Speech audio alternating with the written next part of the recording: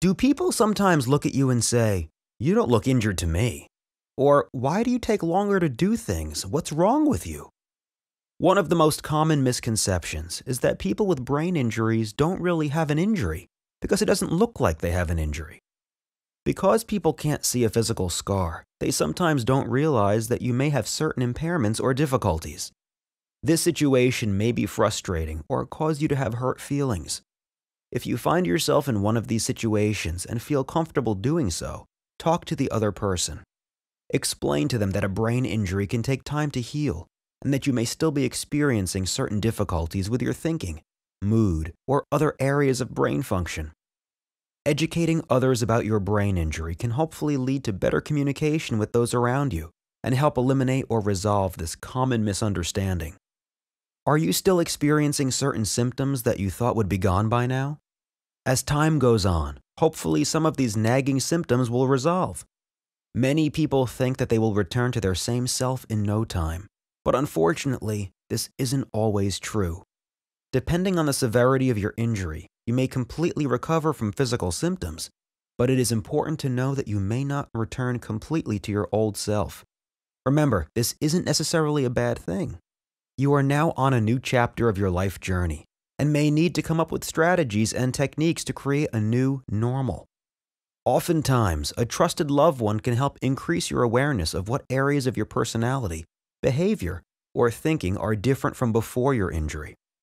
Adjusting to life after a brain injury can be challenging, but recognizing and becoming familiar with your limitations is half the battle.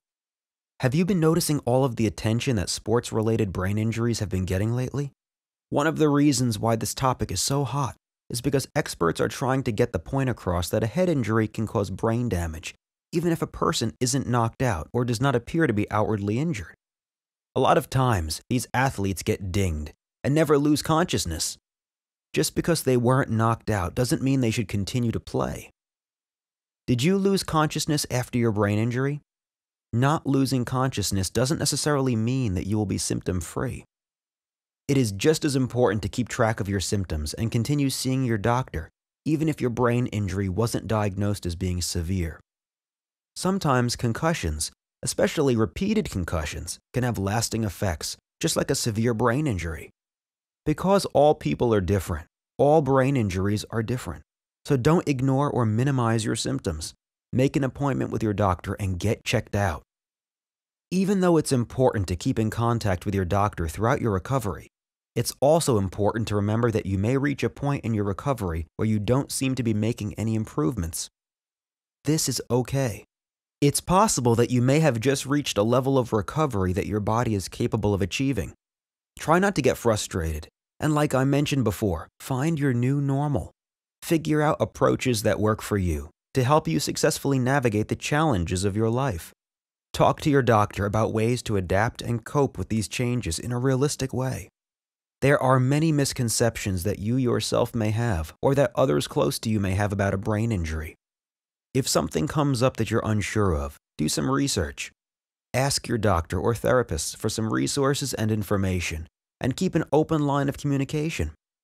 With a little bit of research and educational information, hopefully you'll realize that your path of recovery is just where it should be.